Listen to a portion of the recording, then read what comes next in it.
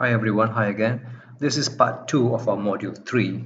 In the first part, we looked at overview of control systems, overview of fuzzy logic controller. We looked at the different components of a fuzzy logic controller. Mainly, we know that in fuzzification is all about converting crisp value to fuzzy values, right?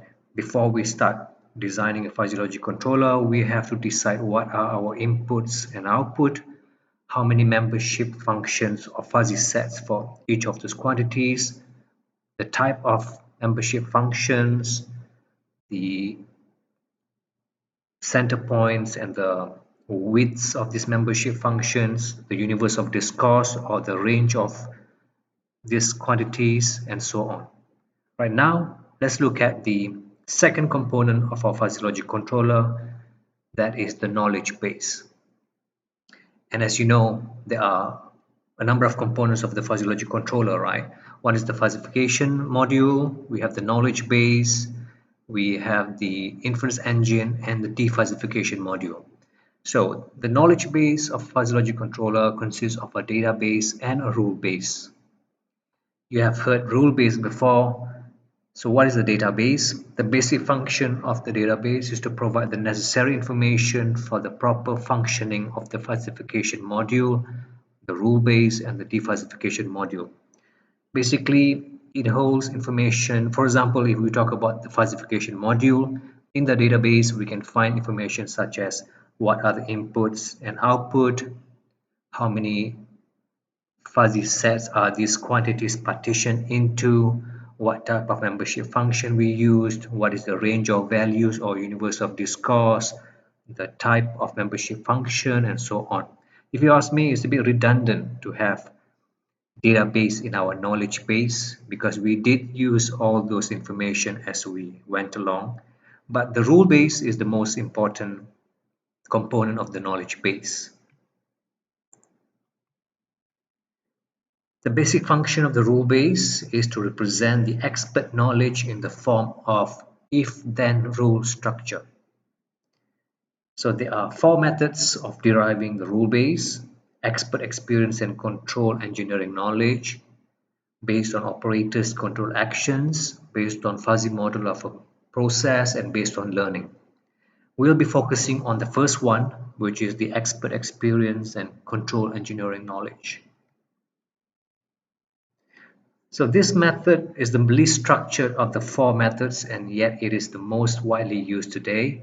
It is based on the derivation of rules from the experience-based knowledge of the process operator and/or control engineer.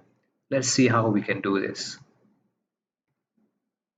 So for example, if we talk about the traffic control, these are some of the rules.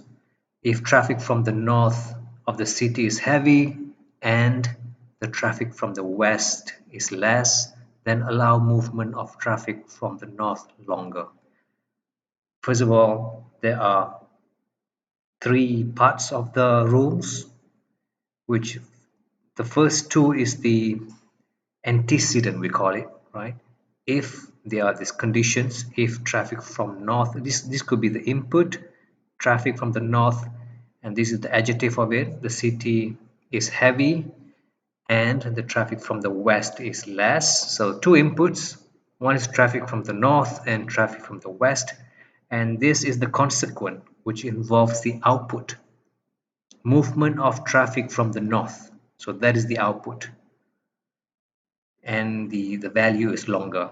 And the second rule will be, if the traffic from the north of the city is average and traffic from the west is average, then allow normal movement of traffic for both sides.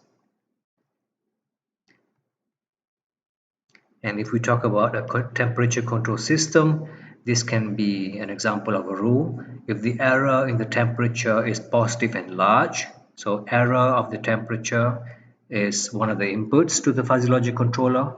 Positive and large is the fuzzy value, or you can view this as the label of our fuzzy set. And the rate of change of error is the second input to our fuzzy logic controller, is almost zero. Zero is another fuzzy set. Then heater, which is the output, should be positive and large. And we can shorten this long sentence as by using symbols. If E is PL for positive and large, and DE, which is rate of change of error, is ZE, which is 0, then DU is PL, positive and large. Or we can further shorten it in this form, in this triplet form. PL, ZE, PL. So you know that this 2 is the antecedent or the input part, and this is the consequent or the output part.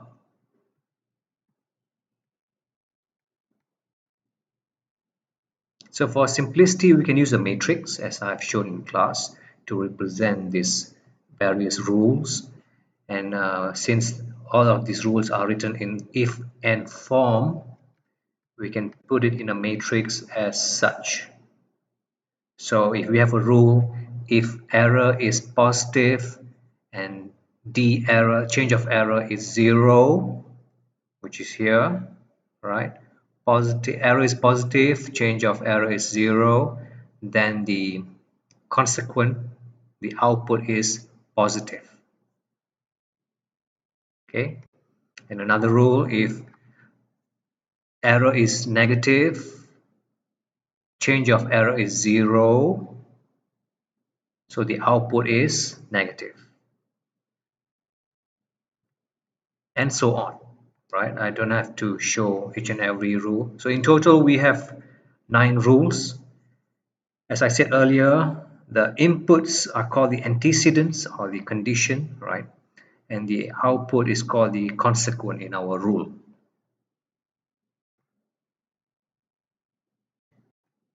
So how do we formulate the rules? Though fuzzy rules can be formulated through observation of the process, they are, however, could not be easily derived if one has not much experience. A more systematic approach to formulate the rules can be done following the approach by C.C. Lee. You can refer to a paper written by this author. The rules can be formulated based on conditions of error and the rate of change of error and the output of the change in the control signal del U. We know error is set point or reference minus the output or the control variable. Here k means sampling instant. If in continuous time the derivative of error is dE dt, in discrete time we can just use the difference, which means del E at instant k is current error minus the previous error. K minus 1 implies the previous sampling instant.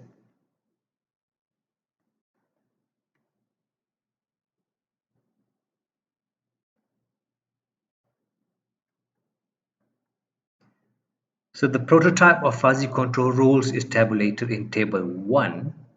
Let's see, where is table 1? So this is table 1, right? And a justification is added in table 2. This is table 2. As an example, based on the underdamped second order system response, this is an underdamped second order output response. Okay. The corresponding rule of region 2 can be formulated as rule 1 below this one, which decreases the system overshoot, and for region 3, rule 2 has the effect of shortening the rise time. So let's see how we can derive these two rules from our underdamped second order system. So here, negative, positive, positive, right?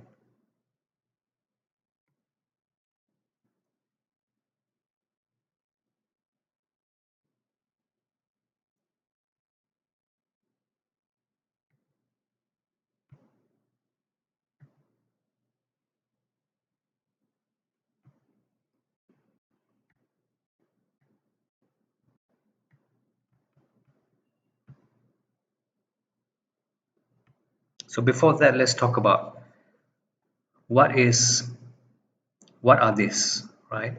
So first of all, this is our reference signal or set point R, and this is our output Y, and the error is R minus Y. So the region below this line is error positive, right? As you can see, so this line here is below the reference, therefore error is positive, because error is this line minus this line, therefore error is positive, and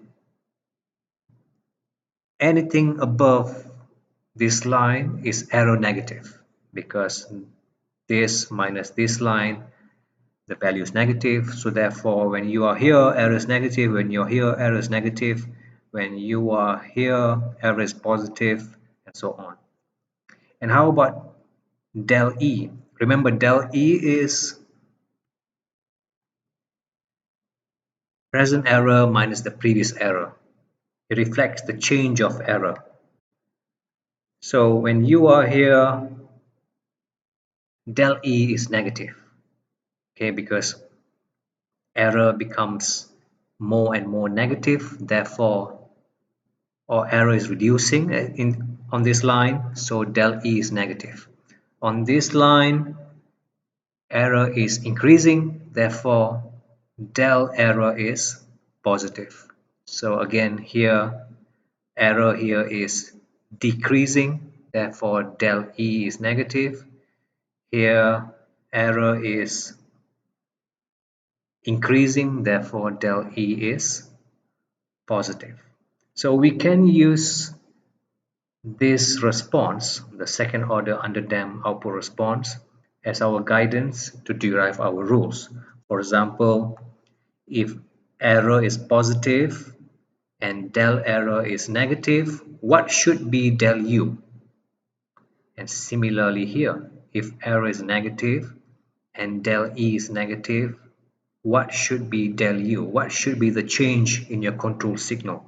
Remember, the input to our fuzzy logic controller in this case is error and del error, and the output is del U. We are trying to derive our rule base based on our second order underdamped response.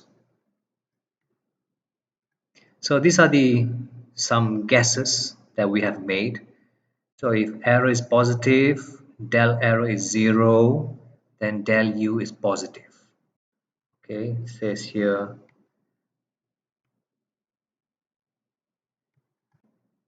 error is positive here. So everything below here is error is positive. The change is 0. So where is change 0? So these points are where the change of error is 0. So this point, error positive and del error 0, we are talking about these points over here. Okay, 1, 2. So at this point, you want to push the response towards our set point. So therefore, del U is positive. Okay. How about this one? 0, negative. Error is 0. So on this line, error is 0. 1, 2, 3, 4, 5, 6. Del error is negative. So this is where we are right now. So error is 0. Del E is negative. Here at this point, error is 0, but del E is positive. Okay, remember, we are talking about rule number 2, 0, negative. So we are here. So at this point, if you say del U should be 0, that means you are allowing the output to go up further, right? That means there's no control signal. So maybe it will settle down, right? Maybe it will work. It depends on the system. But if you say del U should be positive, that means you're pushing it further high, which is certainly you don't want to do that. So maybe at this point, because the response is going up, you want to push it down. So del U is negative, right here. So you can analyze the other rules here using the same method I've just shown, and we can discuss it when the time comes. So if we have this many fuzzy sets, so here if you notice we only have, for each input we have 3 fuzzy sets, negative, 0 positive, negative, 0 positive. So if you have more fuzzy sets, this will be the rules, which gets more complicated and a bit difficult to determine. Next, the inference mechanism here. So we have done here, we have done this, we have done the rule base. Now we are in inference engine. What does the inference engine do? The inference mechanism provides the mechanism for invoking or referring to the rule base such that the appropriate rules are fired. So given the instantaneous values of the inputs, we want to determine which rules are fired and what is the consequence of the combination of the rules. So the output of this module is a fuzzy set. So there are several procedures that can be used, but the common ones will be max min and max algebraic product. So let's see how if we use max min. So this is how it looks if we use max min. Let's read the description. Consider a simple system where each rule comprises 2 antecedents. It says that we have 2 inputs and 1 output. A fuzzy system with 2 non-interactive inputs x1 and x2 and a single output is described by a collection of n linguistic if-then propositions. Okay, so if we have 3 fuzzy sets for x1, 3 fuzzy sets for x2, we would have maximum 9 rules.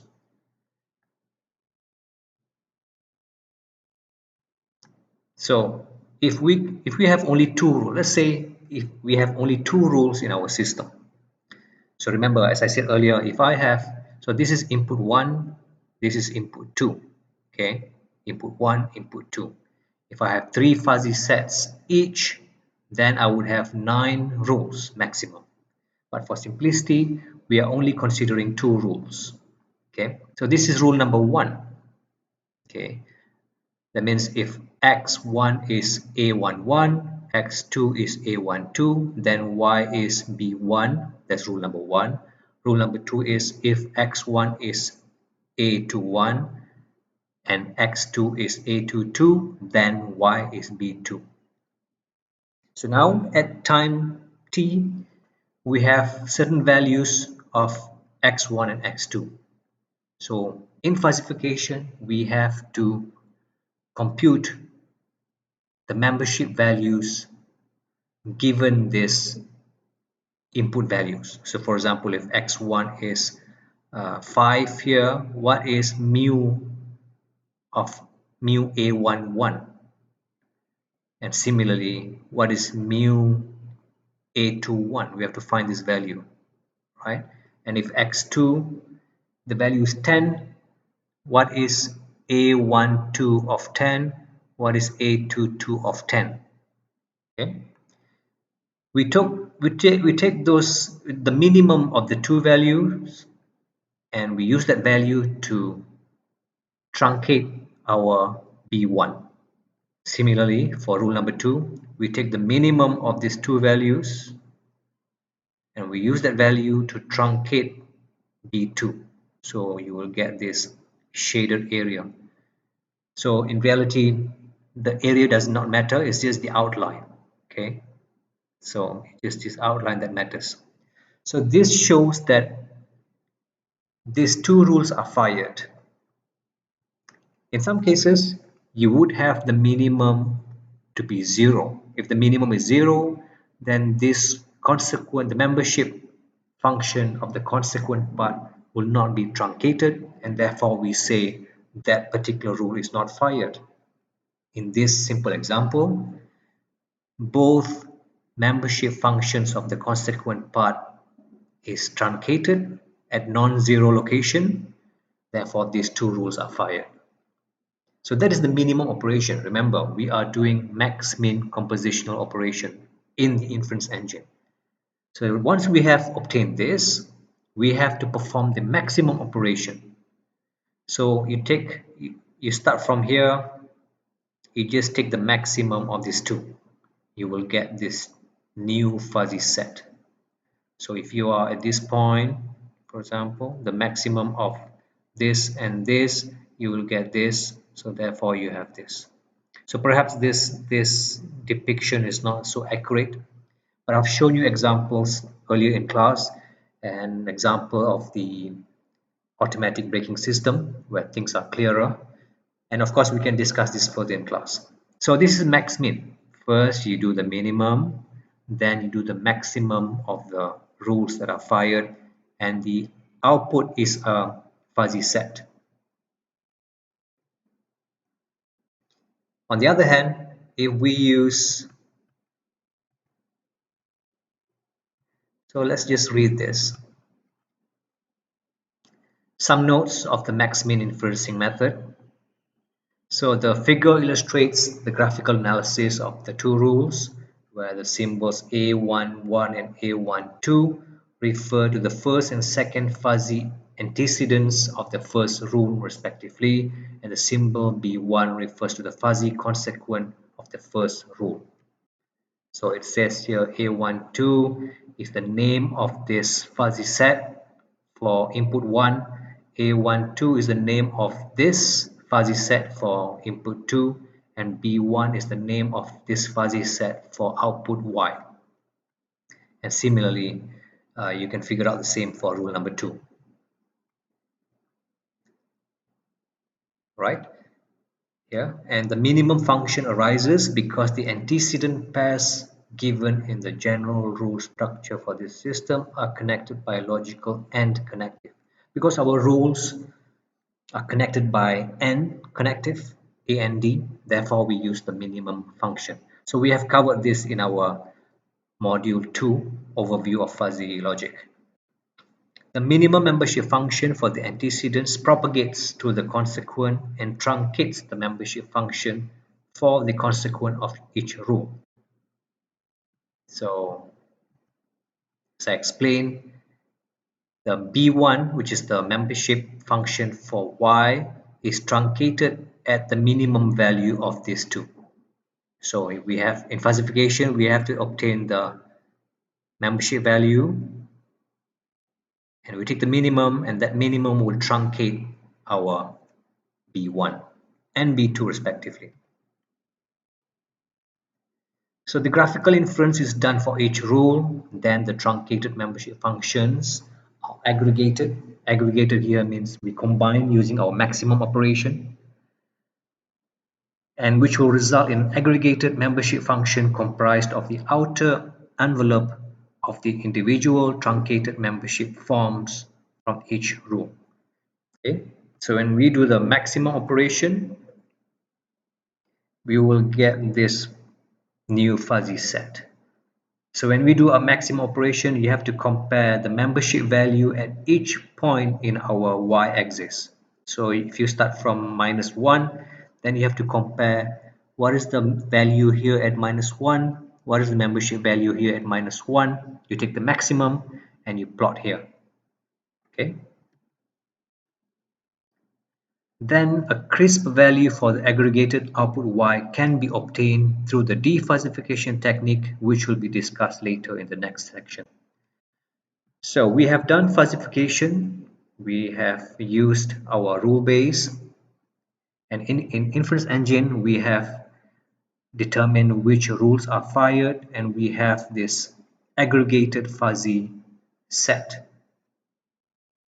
But this fuzzy set cannot be fed to our controls system because this is a fuzzy set. we need to get one real value or crisp value from this fuzzy set, and that's why we have to pass through this fuzzy set to our defuzzification module.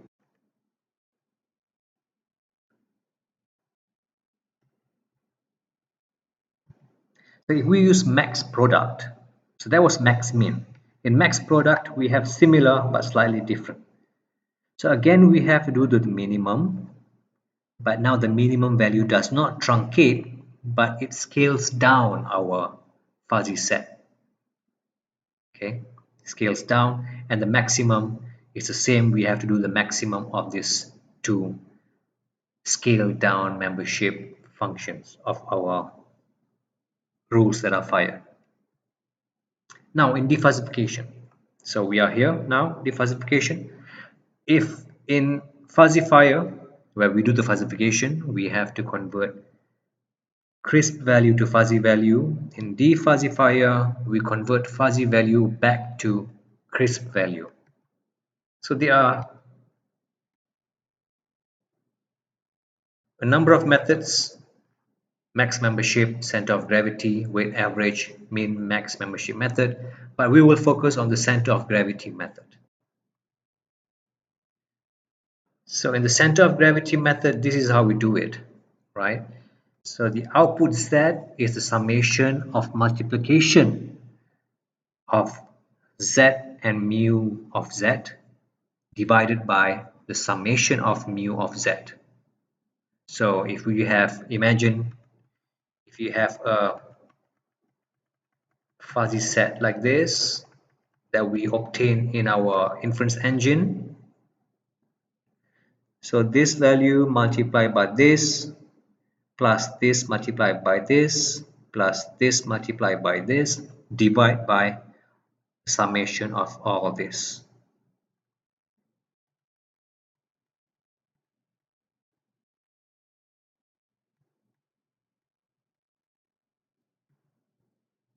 So if you have a new fuzzy set as such, so this multiplied by this plus this multiplied by this plus this multiplied by this and so on, and we divide by the summation of all these values.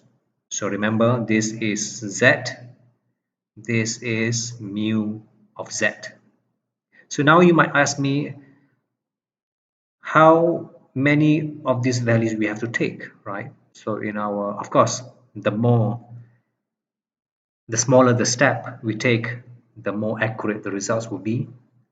But normally in exam questions, the step size will be given. So which means probably you have to, if I say the step size is 0.1, so you have to take intervals of 0.1 over here. So this is, let's say this is 0. This is 0.2, then this is 0.3, 0.4, 0.5, and so on. You have to do for the whole range.